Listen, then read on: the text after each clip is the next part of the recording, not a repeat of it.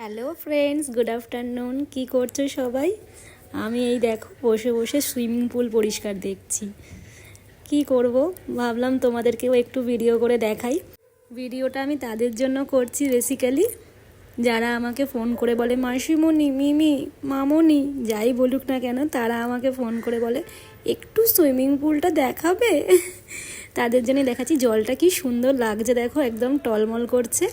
এই জলে ক্লোরিন মেশাচ্ছে, তাই একটু বসে বসে দেখছি। এখন তো কেউ আর জলে নামেই না, ঠান্ডা ঠান্ডা পড়ে যাচ্ছে বলে। কিন্তু গরমকালে এই স্যাটারডে সানডের দিন এটা একটা ছোটোখাটো অ্যাকোয়াটিকা হয়ে যায়।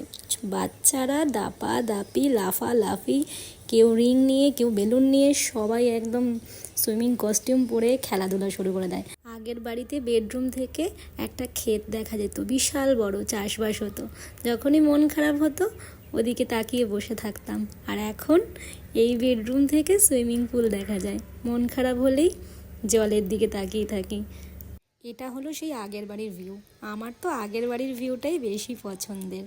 আচ্ছা, আপনাদের কোনটা ভালো লাগলো প্লিজ কমেন্ট করে জানাবেন, তাহলে ভালো লাগবে।